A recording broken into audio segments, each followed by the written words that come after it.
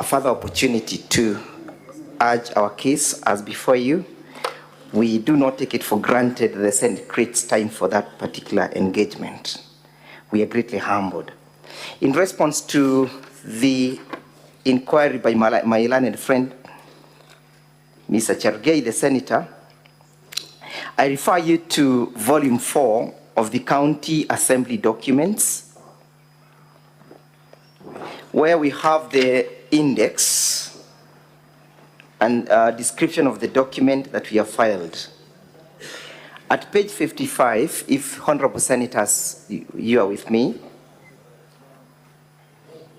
at page 55 of Volume 4 of the bundles by the County Assembly, you find a notification of the impeachment motion dated 31st July. This notification was issued by Honorable Zipporah Kinya, MCA, and the Deputy Majority Leader. It was addressed to Her Excellency the Governor, Honorable Kawira. It was notifying her of the pending proceedings before the County Assembly. Of course, Honorable Senators, permit me to indicate to you that this was pursuant to Honorable Lady Justice Cherere findings in Meru's High Court in the first impeachment, that the mover ought to notify personally to the intended respondent, who is the governor. Equally well, at page 56 of the same document, Volume 4, Honorable Senator, my learned friend Mr. Chergei, page 4, Volume 4, page 55, which you've just dealt with. We are now turning to page 56, where you find a letter from the County Assembly of Meru, the Office of the Speaker. The letter is dated 31st of July. The same is addressed to Her Excellency the Governor, Honorable Kawira. It's an invitation to respond and appear before the County Assembly for the removal from office of the Governor of Meru County pursuant to the motion. The same was prepared by the county, by Ayub Bundi, who is the Speaker, and it was duly served upon the Governor, where she acknowledged receipt by stamping on the said document on the same date, 31st July, at 4:16 p.m.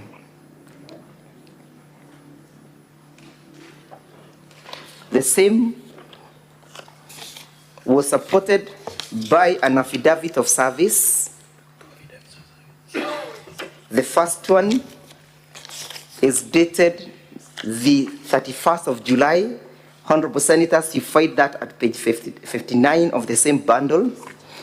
It is deponed by one Benson Kenywa Ngure, who is a duly licensed process server and equally an advocate of the High Court of Kenya. At paragraph 2, 3, 4, and 5, he deposes how he effected service at the office of the Governor. Of most interest is paragraph 2, where he says that on the 31st July, I was instructed to serve Her Excellency the Governor of Meru County, Honorable Kawira Mwangaza, with an invitation to respond and appear before the County Assembly via a letter dated 31st July 2024, reference as MCA/JC/1 volume 1/24, together with the hard copies of the late notice of motion by Honorable Zipporah Kinya, seeking the removal from the office of the Governor of Meru County by way of impeachment. That letter, Honorable Senators, referred thereto or therein is the letter that you find at page 56 of the said document. That is what Mr. Benson is deposing to have served. Equally well, Honorable Senators, At page 64 of the said document, you find another affidavit of service deponed by Joel Maitehia Mturukonga. He deposes at paragraph 2 that on 31st July, I received a copy of the notice of motion for the removal from office of the governor of Meru County by impeachment from Zipporah, Kenya, and the deputy leader of the majority party, County Assembly of Meru, with instructions to effect service upon Her Excellency, the governor of Meru County, Honorable Kawira Mwangaza, and the Speaker of the Speaker of the County Assembly. He says that he proceeded on the same day at around 4:17 p.m. at the office of the governor. I served the aforementioned document to Frida, the secretary to the governor, Meru County, by attending the copy there to her and recording her signature at my principal copy. This is clear evidence that there was effective service. The question is whether there was response and whether there was attendance from the governor. She will be telling us in our cross-examination whether she did attend.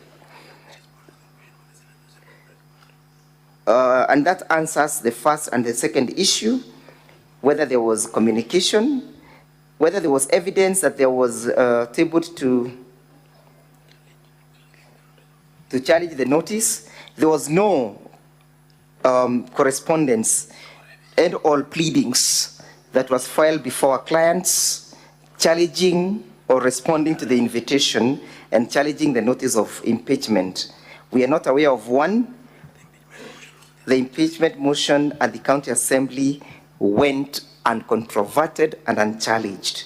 As to the question of the Auditor General's report and whether it can form the basis of this impeachment, permit me to draw your attention to Article 10 of the Constitution,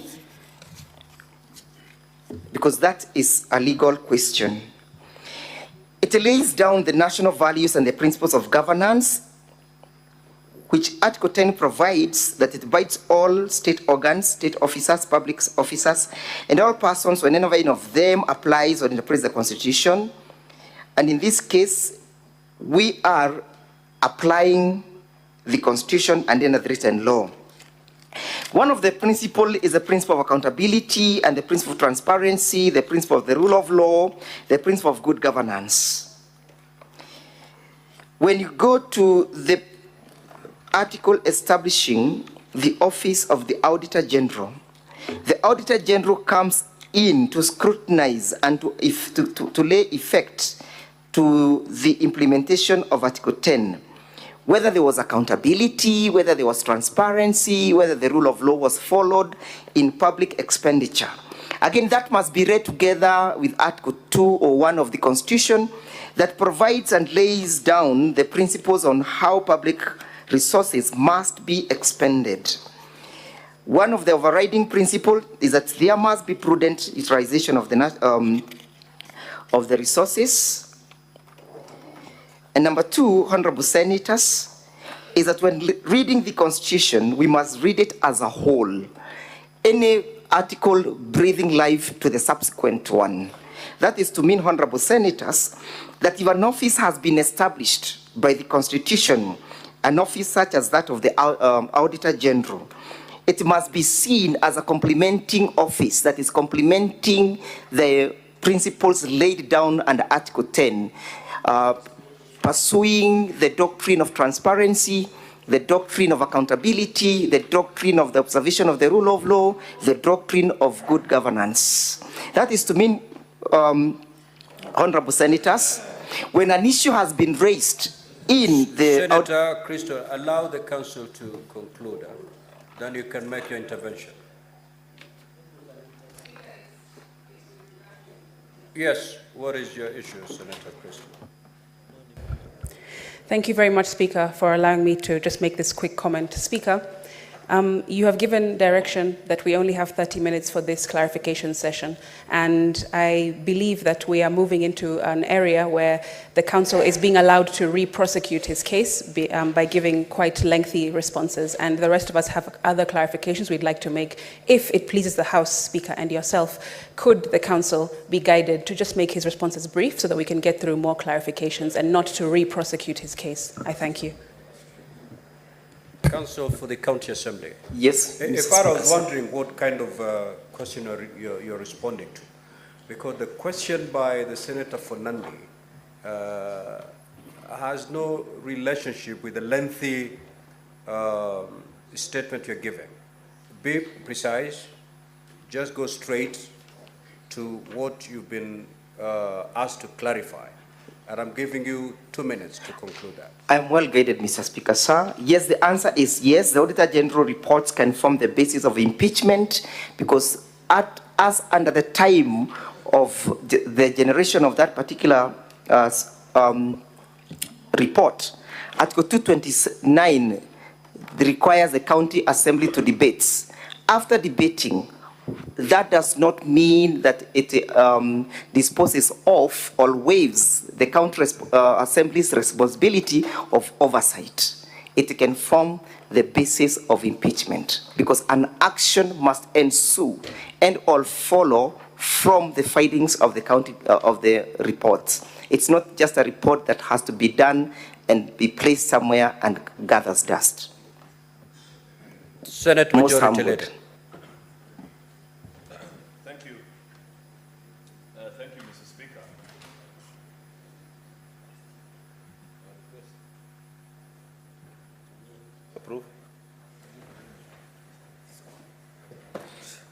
Mr. Speaker, and you know, just as a point, we have to move away from this Stone Age practice. I hope in the next impeachment process, we will go digital. This is unfair to the climate. Look at this, every senator will. Anyway, just a simple clarification, Mr. Speaker. Part of the documents I've spent a lot of time reading are documents from the public participation, because I wanted to hear what the people of Meru are saying, because this is about the people of Meru, Mr. Speaker. And I'd refer the Council for the Assembly to their document, Volume 5, this very huge, voluminous document before us. Mr. Speaker, the reason I did this is I just wanted to understand, and I'll be satisfied if the Council can even just point me to any of the documents they have presented, because it will help me to form a correct opinion. Because listening to the Council yesterday, in his opening remarks, he alluded to, and this has been captured as part of the documents they presented on page 11, 1334, on views of members of the public supporting notice of proposed motion to impeach Governor of the County Government of Meru, the Honorable Kawira Mwangaza. And one of the main issues that keeps coming up, I had the Council speak about it. I had the Honorable Member, I think Zipporah, the one who moved the impeachment motion, referred to it also yesterday, that the Governor is allegedly behind disunity problem, especially amongst the leaders of Meru, and the efforts, especially by Meru professionals during Cheke Council of Elders, and the clergy seem not to bear any fruits. That doesn't concern me much, because, you know, at leaders level, Mr. Speaker, there are many reasons why we disagree. But as an exit to this problem, last time we made our conversation, we had requested, just the last point, Mr. Majority Speaker. Leader, you have not more than 2 minutes to seek the clarification.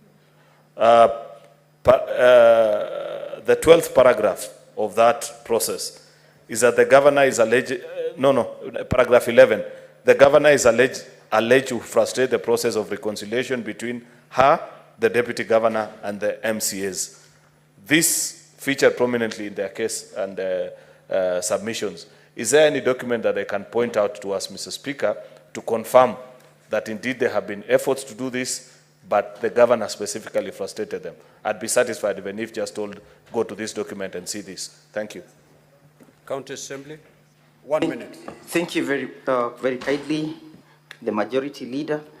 The voluminous document that you see contains the report and the analysis that came or accrued from the processes of the public participation. We have voluminous evidence where the members of the County Assembly say that yes, there has not been fruitful results from the process or initiated for reconciliation. Some of them are yet to give us the reports. For example, the Nchorincheke that you referred to is yet to give its findings as to the current existing status, whether there has been reconciliation or not. In any case, Mr. Speaker, sir, the public participation is quite different, and the views of the public are quite different from the views of perhaps of those who may be wanting to reconcile. And reconciliation efforts perhaps may also be evidenced by the fact that I've noted in Governor's response that individuals have even moved the President, His Excellency the President, to dissolve the Meru County. That is the indifference, that is a conundrum, whether it should then be dissolved or we should deal with the problem at hand. I'm most obliged. Senator Olekena.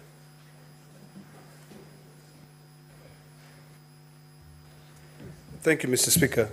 Briefly, I just need to seek some clarification from the Council, from the Assembly. Yesterday, when you were leading one of your witnesses, you alleged to the fact that the Governor had made a statement and said that that witness was given 86 million.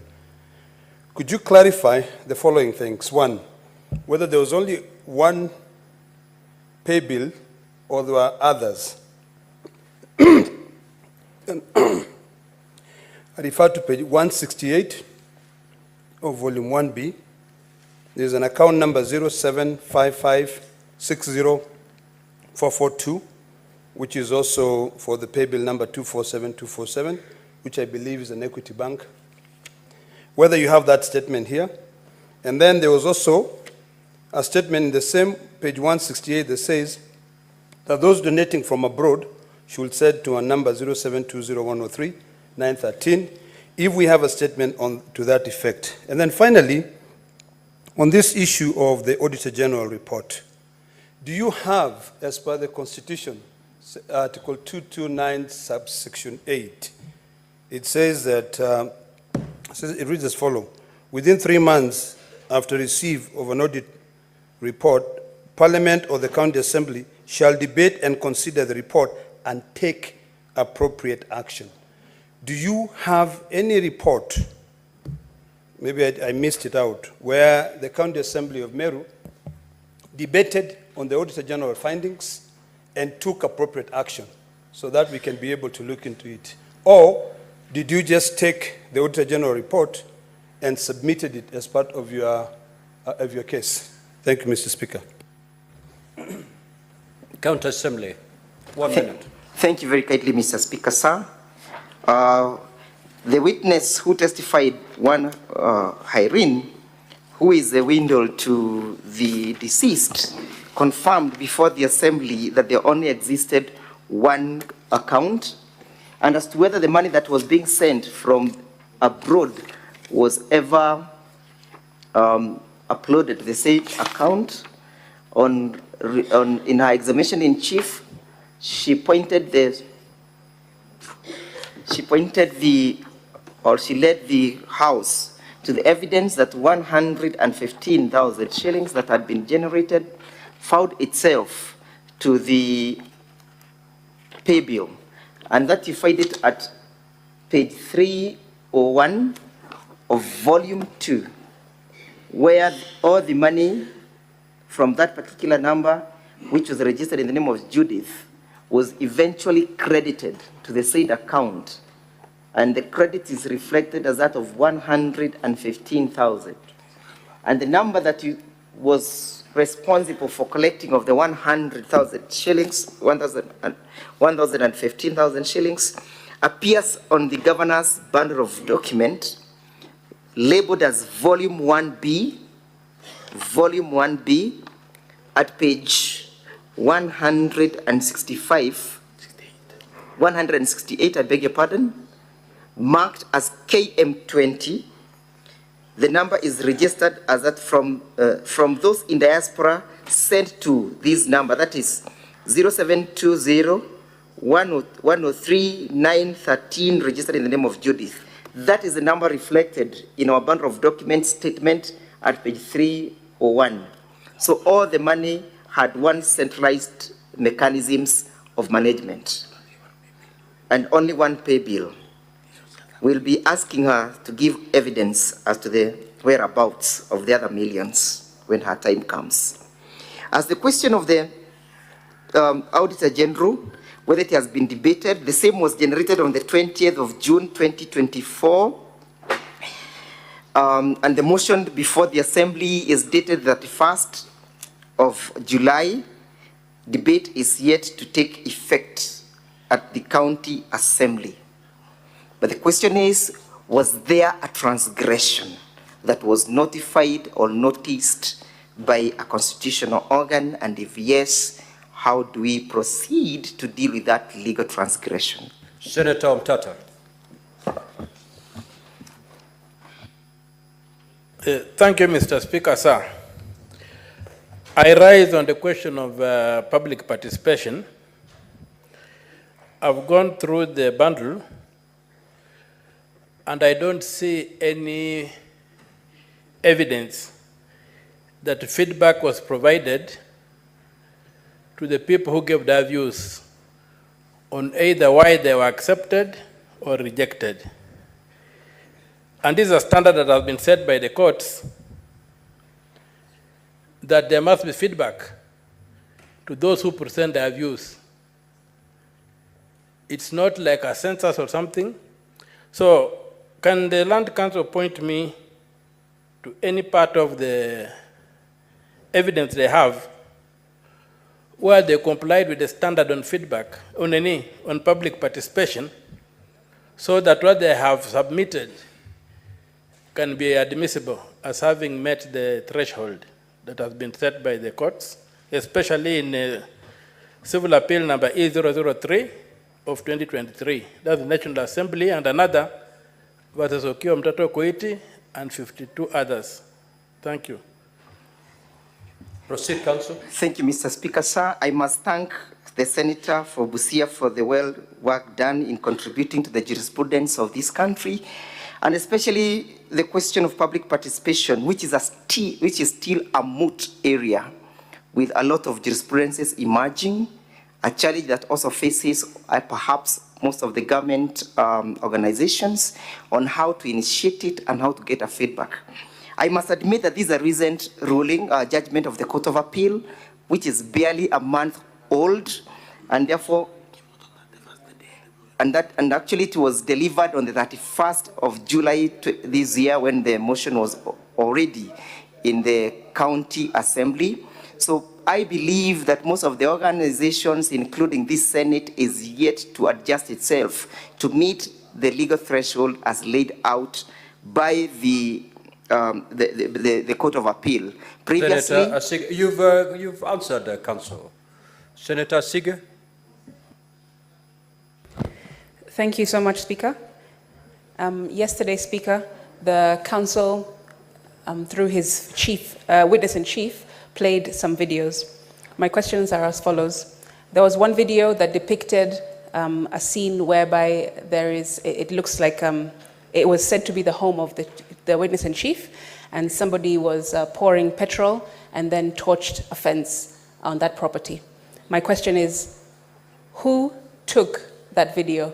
Is there any evidence showing the owner of the device that took that video? Because in the evidence, the witness-in-chief, Speaker, said that the first person to have known that there was a fire on the property was the watchman who came running and then told others. So who took that video at that exact moment when the fire was being torched? Second, Speaker, there was also two other videos where one, the witness-in-chief was doing a interview and spoke about grievances from farmers or about dead cows.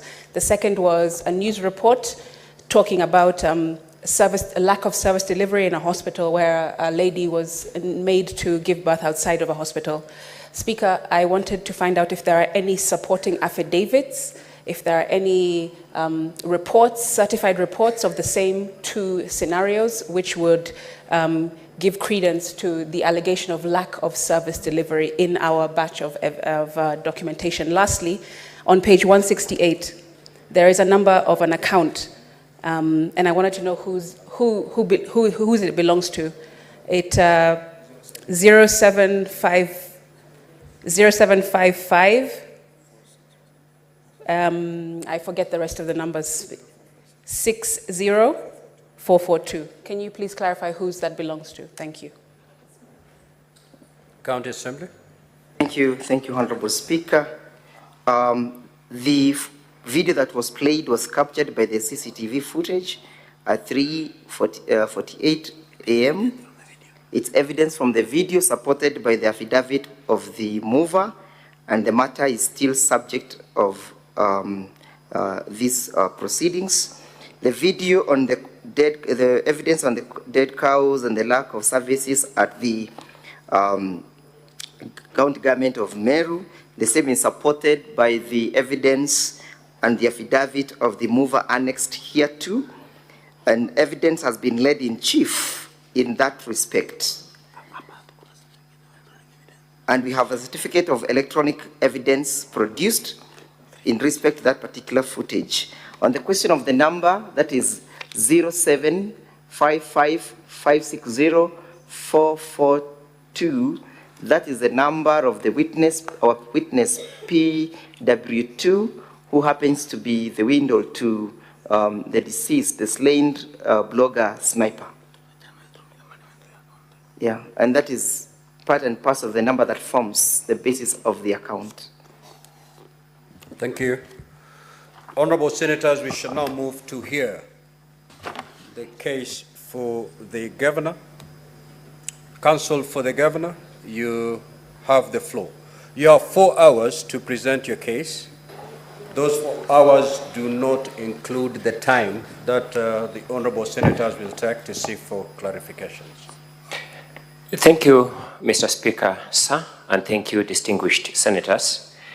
I stand here to seek your direction, Mr. Speaker, on time management so that we begin on a clear understanding. I make this request, Mr. Speaker, because of what transpired here yesterday. When the Assembly made their case, they spent 3 hours and 10 minutes on the evidence of their first witness, essentially leaving the official time of 4 hours with a balance of only 50 minutes. The net effect, Mr. Speaker, is that the governor's team was completely disadvantaged throughout yesterday, and I'm certain that the senators who were here last night could see how we struggled to wriggle within the limited time. We therefore beseech you that we give directions on time management, and we propose as follows, Mr. Speaker. We ended up using 6 hours yesterday for the witnesses for the Assembly. Out of these 6 hours, 2 were given to the governor's team with no opportunity for extension, and 4 hours and 10 minutes were given to the Assembly team. It therefore follows that the Assembly got 2/3 of the time yesterday, and the governor's team got 1/3 of the time yesterday.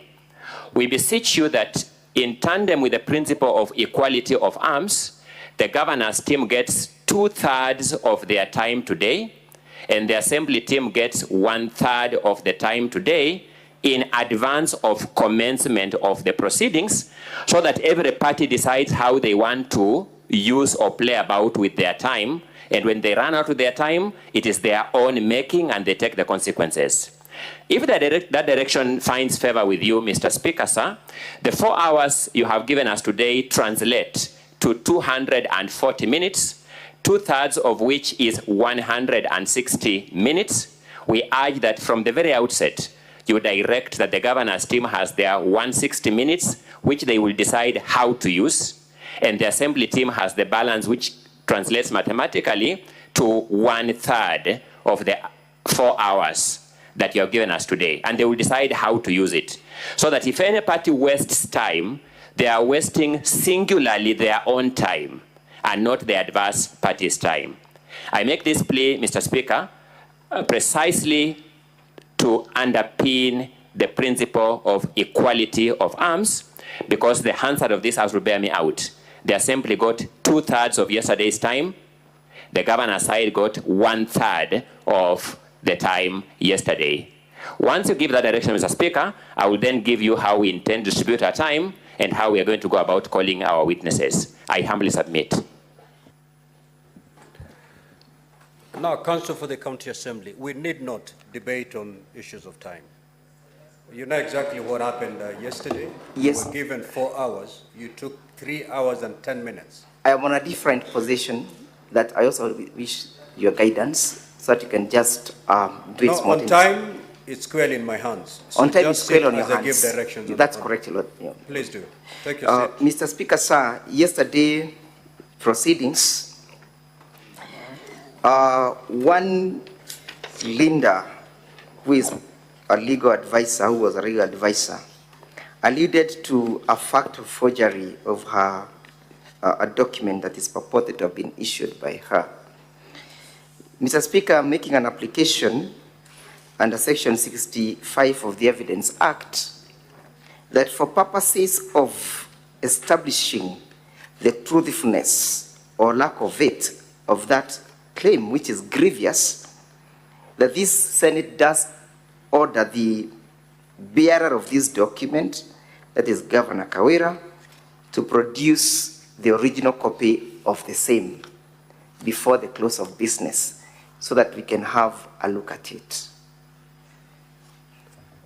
Counsel for the County Assembly, let us allow the governor to present her case, Most obliged. and then we will be able to handle each issue I am well guided. being raised Most at the obliged. time it's being raised. Most obliged. Counsel for the governor, you may proceed. Indeed, the County Assembly will have 1/3 of the time allocated, just like it happened yesterday. Proceed. Thank you so much, Mr. Speaker, sir. I therefore be ceding ground to my colleague, Mr. Robert Mutembei, to put on the stand our first witness, Mr. Ibrahim Mutwiri Kerimi. I urge that the said witness be presented on the stand.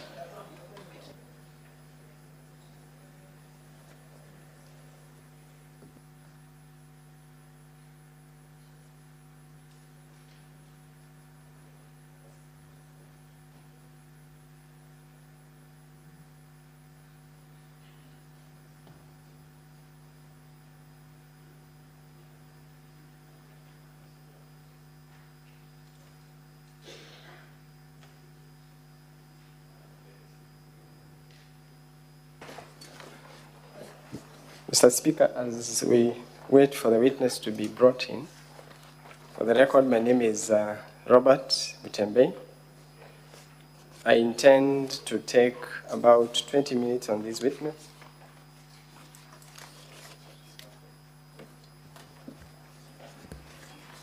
Where is the witness? Sergeant at Arms, can you usher in the witness, please?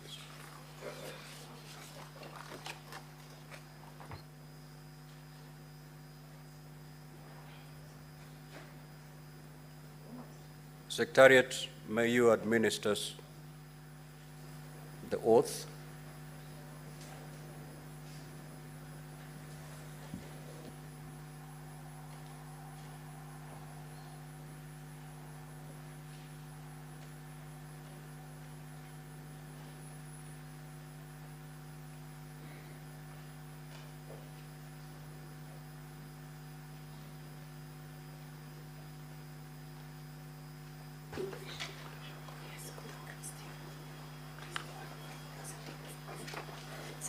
It's the Constitution.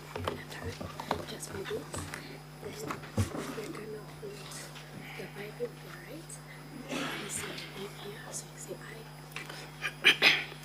I, Ibrahim Mutwiri Kerimi, do solemnly swear that the evidence that I shall give before the Senate in respect of the matters before the Senate shall be the truth, the whole truth, and nothing but the truth. So help me God.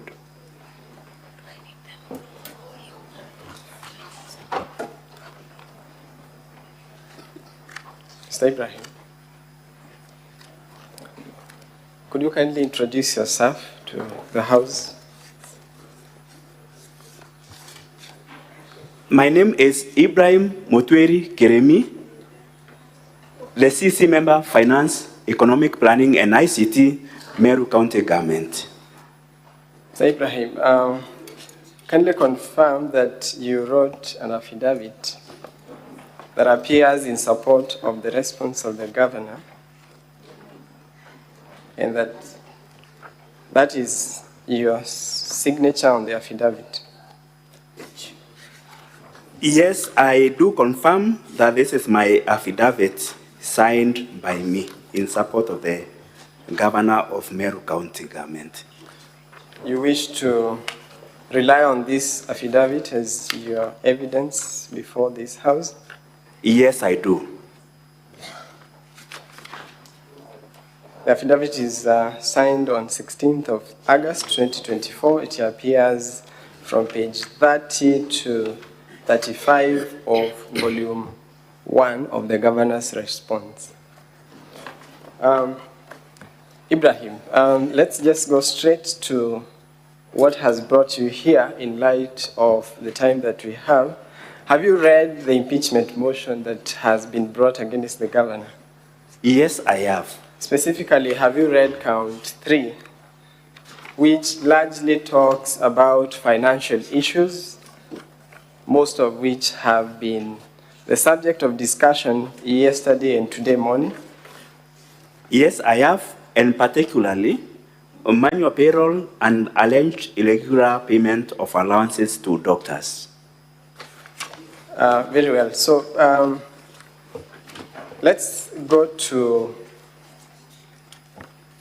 the motion, count 3. I just want you to look at the grounds under that count. The first one reads irregular payment of emergency call allowances to doctors and medical officers using the wrong rates, contrary to sections 45 and 46 of the Anti-Corruption and Economic Crimes Act and others mentioned there. And the second one reads use of manual payroll, contrary to section 6.7.6 of the County Financial Accounting Reporting Manual. The wordings of those grounds, do you recall where else they have been picked from? Yes, Aideen, I can report that I have interacted with similar wordings that have been, this motion or these wordings have been picked directly from the office, the report of Auditor General for the Meru County Executive for the year 2022, or financial year 2022-2023. And the same report is also produced in the County Assembly Exhibit of Documents at page 347. So you confirm that you are saying that these very grounds that form part of count 3 have actually been plucked from the audit report in the same manner of wording? Yes, the Auditor General report for the year, for the financial year 2022-2023. So I want you to demonstrate that this audit report is not unique and doesn't raise unique issues. So people would be wondering, what is so wrong in this audit report? Are there peculiar issues in this report? So I want us to go to that report and particularly read for us the opinion of the Auditor General. This report at page 341 of the Assembly Documents, volume 2,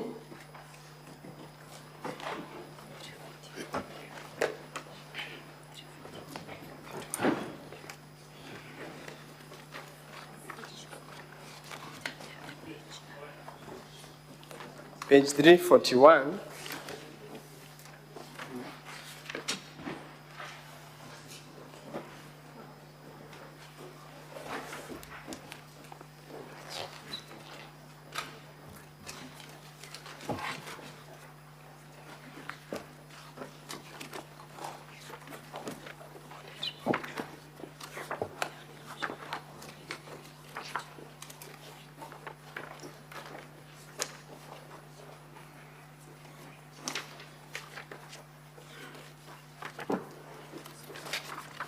Sorry, it is at page 333. It starts at page 333 of volume 2, exhibits into support of the impeachment motion. So that is one of the major documents that has been submitted in support of the impeachment motion. But Ibrahim, I want you to go to page 341 and particularly read paragraph 2 that appears at the top of that page.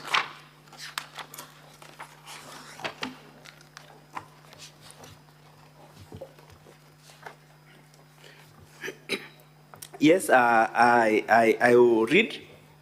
This is an opinion of the Auditor General that, in my opinion, except for the effect of the matters described in the basis for qualified opinion section of my report, the financial statements present fairly, in all material respects, the financial position of Meru County Executive as at 30th June 2023, and of its financial performance and its cash flows for the year then ended, in accordance with international public sector accounting standards, that is cash basis, and comply with the Public Finance Management Act 2012 and the County Government Act 2012. Okay, if you remember the wordings of the impeachment motion, you recall that the motion accuses the governor of violating those very laws that the Auditor General confirms that the county executive has complied with. Is that true? True, that is very true. Okay, perhaps you could enlighten this House on the nature of opinions that would ordinarily be rendered pursuant to an audit report. Oh, thank you, Honorable Speaker and the Honorable Senators. There are a number of audit opinions that an auditor may give, given the kind of a financial statement he or she has come across. One, there is unqualified report. Unqualified report means that the documents that have been provided and the financial statements do agree. Then the next is qualified report. Qualified report means that the documentation that has been provided and the financial statements do agree. However, there are just some minor items or matters within the report. Then there is adverse report. Adverse report means there are quite a number of issues that do not agree. The financial statements and also the documentation that has been provided. Okay, then very well. there is a disclaimer of opinion. Okay, very well. Where does the opinion of the county executive fall? It falls in the qualifying report, and I will also explain. If you go if you check the Green Book by the Auditor General for the year 2023, you will find by the county executives in Kenya, there are 47. There is no single county executive that has unqualified report. However, 41 county executives have qualified report, and 6 have adverse opinions. In our case, Meru County Executive has qualified audit opinion or audit report. And you confirm that Meru County is not one of those 6 which have adverse opinions? It is not among them. And have you had a chance to also review audit reports of the County Assembly of Meru for the current year, for the previous years? do they form the same opinion, or Yes, what is the nature of the I have, and honorable senators and honorable speaker, if you check also from the Green Book for the county assemblies, County Assembly of Meru is within the qualifying reports. In Kenya, there are 3 county assemblies that have unqualified reports. Okay, very However, well. County Assembly of Meru is in the qualified report where the county executive of Meru is also in.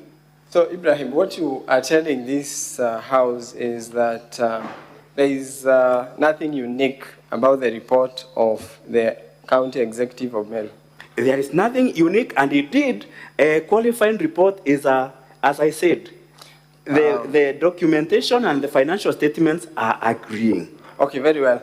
I want you to tell us what would have been the recommendation of the Auditor General if there was something so materially in breach of the law. Thank you, Honorable Speaker and the Honorable Senators. An Auditor General, if there are particular substantive issues within, maybe within financial statements, he or she may recommend for a forensic audit. He may recommend either for a special audit, and if a county assembly committee or a Senate committee has considered those reports, may recommend for such change where there is a loss of money. They may recommend for particular, like investigative bodies to take up the matter, or they may also reprimand a certain officer for any matter, any omission or commission within the financial statements. That satisfies it. So what you are saying is actually contained in the Public Audit Act, and I want you to just confirm that that is what you are saying at Section 53 and Section 54, and Section 37 also talks about forensic audit. So just confirm that what you are explaining is actually what is in the law. That is very true, Council. I want you to just confirm by looking at the Act, the Public Audit Act. Is that Section 54? What does it say? We can start with Section 53. 53, okay. Thank you, Honorable Speaker and the Honorable Senators. Implementation of reports by an accounting officer, that is 53.1. The relevant accounting officer of a state organ or public entity shall, within 3 months after Parliament, has considered and made recommendations on the audited report, A, take the relevant steps to implement the recommendations of Parliament in the report of the Auditor General, or B, give explanations in writing to the Parliament on why the report has not been acted upon. Okay, just stop there.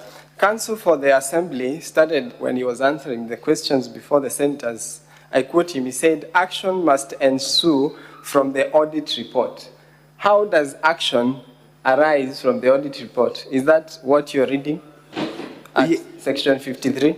Yes, and these actions ensue from an audit report. I want to explain to Honorable Senate that an audit report by itself, it's not a final report.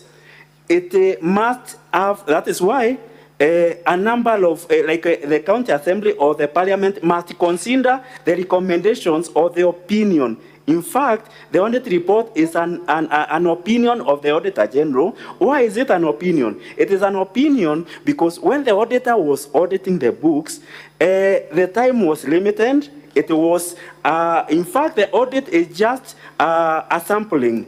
It's not a forensic or a complete audit. So there must be an event after the audit report for a complete investigation of matters where a number of them are dropped and other issues or other matters are taken up by other institutions. So what you're saying is that the submission of the audit report in itself is not the end of the audit process. Indeed, it is not, and that is what this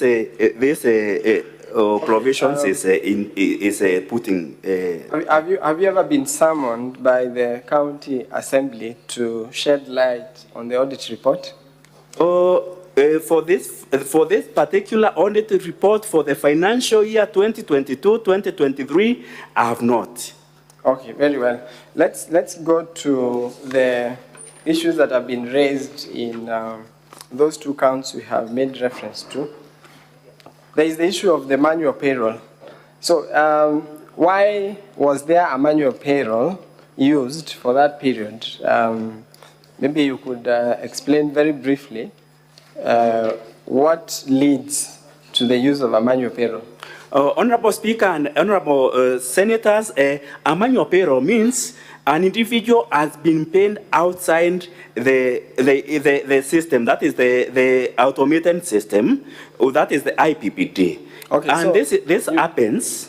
Okay, go on. It happens when an individual has been recruited before one is formally assigned the IPPD number, which does not end and finish with the county executive. Before he or she get that number, then he or she, for him or her to get that.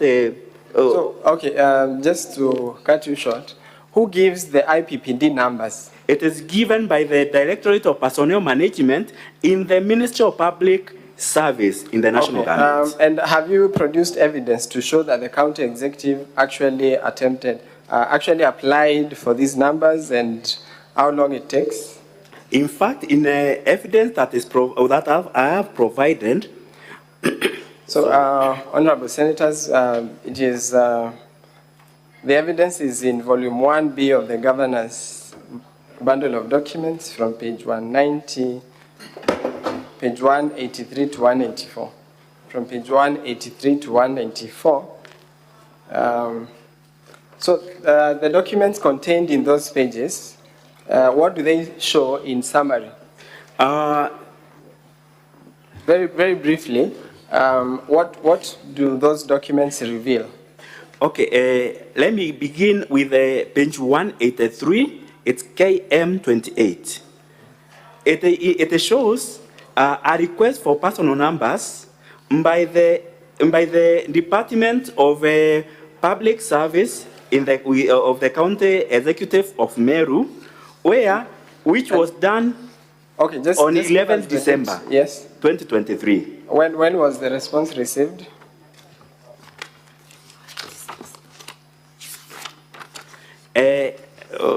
Council and the honorable members of the Senate, 186, page 186, KM29, it indicates that this response was done or came back on 19th March 2024. So what does that time, how many months are those?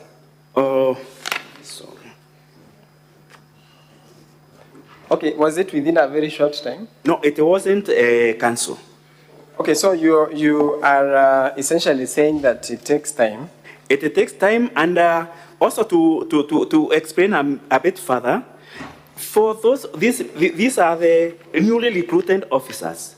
For the officers that are coming from other state agencies, it may even take a year or even more time, because for them to be cleared, for instance, if that officer under mortgage with the other institution, for them to release that data, it might take even a longer time. Okay, very well. That supports your evidence on the delay. So tell us, have you addressed this issue elsewhere? Yes, this matter was also in the audit report for the financial year 2021-2022, where the county executive appeared before the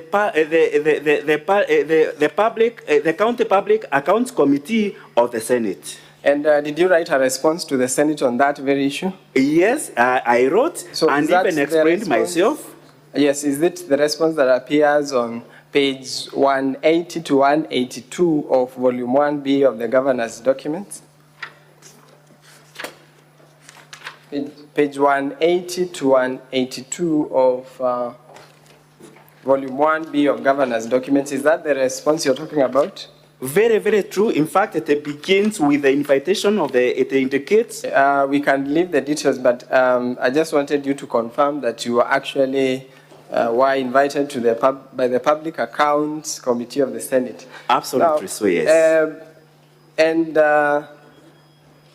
What is the current status? Is that an issue in Meru County as we speak? In fact, from the information and evidence, this matter has since been resolved from the 1st of April, 2024. Okay, so, and 1st of April, that means that this issue was resolved even before the impeachment motion before this very House? Absolutely so. To the best of your knowledge, was the County Assembly informed of this resolution of the manual payroll issue? It wasn't, because this matter is appearing in the audit report for the financial. It's also appearing in the audit report for the financial year 2022-2023. If the Public Accounts Committee for the County Assembly, if they had invited the County Executive to address these matters in the audit report, they would have certified themselves. Okay, so you mean to say that this issue was resolved and it is the very issue that the Assembly wants the governor impeached on? Very true. And have you seen the issue elsewhere in the County Assembly? Yeah, the County Assembly also, not all, this matter, to explain, it's not a matter unique to only the County Executive of Meru. It is also a matter that also has appeared in the 2021-2022. If you peruse that audit report, you will find that the County Assembly of Meru and a similar issue. Okay, so that appears at page 247 to 326 of Volume 1B of the Governor's documents. Now let us go to the issue of the doctors' pay. The governor has been accused of paying doctors' allowances illegally. And as you said earlier, that issue has been picked from the same audit report. Now, what was the basis of making this payment? Thank you, Honorable Speaker and honorable members of the Senate. This matter arose from a return to work formula it was an issue that arose. This formula, or the return to work formula, is dated 18th April 2017. There are correspondences that are made by the Ministry of Health concerning the matter, what they resolved, so and what they agreed. And so then the same is copied to the Council of Governors. Okay, sorry to cut you short, but the correspondence you're talking about, is it the correspondence found in page 327 to 330 of Volume 1B of Governor's documents? Is that the correspondence confirming that the County Assembly, the County Executive of Meru was actually within the law in making that payment? Absolutely so. So those are the documents that you wish to rely on to confirm that payment? Very true. Page 327 to 330 of Volume 1B of the Governor's documents. Okay, let us then move on to, but before we move on from there, so this issue that you are saying relates to payment of doctors relating to the CBA of 2017. Are you familiar with the recent developments relating to doctors' strikes and the implementation of this CBA? Oh, okay. Let me make some explanation. It's a belief that, or it's a practice that a CBA runs for 4 years. Mm-hmm. However, if there is no other subsequent CBA, that similar CBA runs until another CBA is arrived at. The one that I'm aware of, there is in April, there was an agitation for for improved remunerations to the medical field, and there was a return to work formula, and that CBA is the one that I can quote. You are talking about the strike we saw recently. Very true. And the Assembly has also produced a video of doctors striking on basis of that very implementation of the CBA. Are you referring to that strike? Yeah, the one that was agreed in April this 2024. So do you find it in good faith that these two issues are being brought before this House to impeach the governor? In fact, what I know, and it is an HR practice, is that once a benefit has been given or confirmed, you can't go back and retract that benefit unless it is done the same way that communication was done, or the SRC, which is a body that is taxed with the remunerations, also issues a notice. So what you would have seen is a similar communication, the way it was done to retract those benefits to the doctors. Okay, very well. Let's go to the last issue. You have also mentioned in your affidavit that there were frustrations that the executive faced in coming up with the budget for 2024-2025. So very briefly, would you tell us why you wrote to the controller of budget? The letter that you wrote appears at page 344 of volume 1B, page 344, volume 1B of the governor's documents. So I want you to very briefly tell us why did you write that letter? Okay, thank you, Honorable Speaker and Honorable Senators. I wrote this particular letter when in our budgeting process, we made a CFSP as taxed by the PFM Act 2012. We submitted to the County Assembly, which then went beyond, and it went beyond the timelines that are set by the PFM Act. It went beyond other key considerations that are set by the legal provisions. So at that particular time, that is when I wrote to the control budget seeking an advice on those issues. Okay, so the documents you've relied upon are from page 336 to page 344. So, has the County Assembly implemented the memorandum that was arrived at between the Executive, the Assembly, and the Controller of Budget? It is important that I give some information to this Honorable House what happened. For the sake of time, I just want you to confirm whether just very briefly explain what happened after you came up with the memorandum. Okay. After coming up with a memorandum that was negotiated between the Assembly and the County Executive, we made a budget estimate because that memorandum was supposed to inform that budget estimate. The budget estimate was submitted to the County Assembly, which they approved as per the memorandum. Okay. However, after the approval of the budget estimate, then I was supposed to make or draft an appropriation act to appropriate that budget estimate, which I submitted to the County Assembly. So after you submitted, did the Assembly change that appropriation bill? In fact, what the County Assembly did went against the memorandum and went against the budget estimate that they had already adopted or approved. So are the changes they made contained in volume 1B, page 409 to 413 of the governor's response? Volume 1B, page 409 to 413.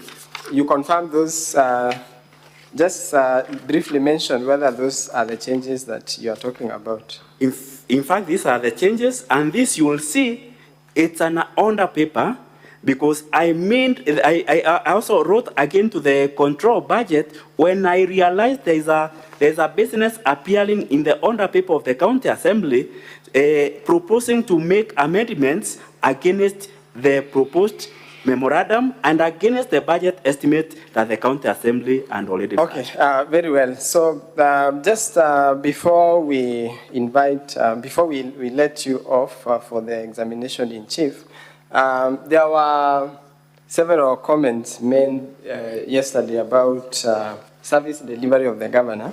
So can you just tell us briefly how is the governor's performance in terms of financial performance relating to development in the county? Thank you, Honorable Speaker and Honorable members of the Senate. The performance of a governor can only be informed by the budgetary, how the governor has managed the budget through the report that has been produced by the control budget through the absorption rates. Currently, the Meru County government, this financial year, we have achieved 79% of performance in terms of budget absorption. Then, financial management. The only person who can be able to measure the performance or financial performance of a governor is the report of the Auditor General. The Auditor General's report that we have 2022-2023 confirms that the governor has transparently and prudently used utilized the finances of the funds of Meru County. Then number 3, on revenue performance, still it's another indicator of performance. The only report that we can rely on revenue performance is a report from the Commission on Revenue Allocation. We have not seen any adverse report from the CRA. We have not seen any adverse report from the control of budget. We have also not received any adverse report. What we have is a qualifying report from the Auditor General. Okay, that would be all for this witness. Thank you, Madam Speaker.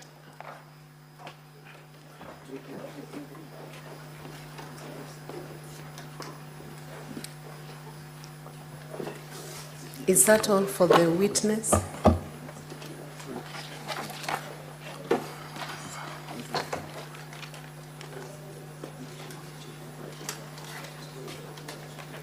Yes, Madam Speaker. So we are proceeding on to cross-examination. Yes, Madam Speaker. My name is Boniface Kawira. I'll not take more than 10 minutes with this witness.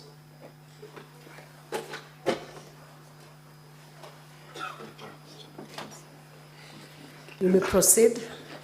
Mr. Ibrahim, I want to take you straight to your affidavit, the one that you have filed. Specifically,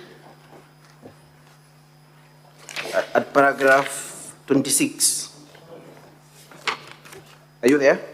Yes, Councillor, I am. You say it is notable that the County Assembly has also faced a similar problem. This is the issue of manual payroll, correct? True. For which year? Okay. Which year from the Which witness statement? volume are you relying on? That is volume 1, Madam Speaker, the governor's response. 1B or 1? Volume 1, the response. Volume 1. Okay. The witness is a witness statement. Okay, proceed. At page 33. Which years are referenced in that statement? 2020-21 and 2021-2022. So was the move of the impeachment motion a member of the County Assembly then?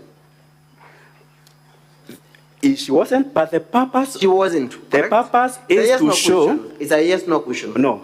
She was not a member of the County Assembly. She wasn't. In fact, was the current Speaker of the County Assembly, was he the Speaker of the County Assembly then? She wasn't, and the same case, from 2017, we sent our manual Mr. Witness, just payroll, answer my questions. Just answer and the governor was not in office then. The governor was not in question. Yes, this is just but this relates to the County Assembly, correct? It is. Counsel, Yes. allow the witness to answer the questions. Madam Speaker, I'll seek your guidance because this is cross-examination, and I put a yes/no question to him. Let him respond. He will have an opportunity during the examination to clarify anything that might arise out of cross-examination. Proceed to respond to that question. Okay.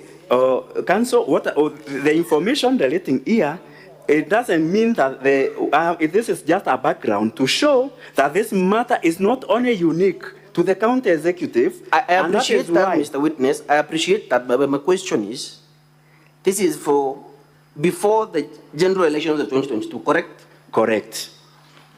And the evidence you've adduced, that is the report. You will turn with me to page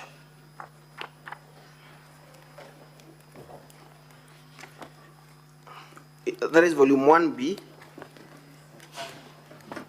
The report therein also relates to the financial year 2021-2022.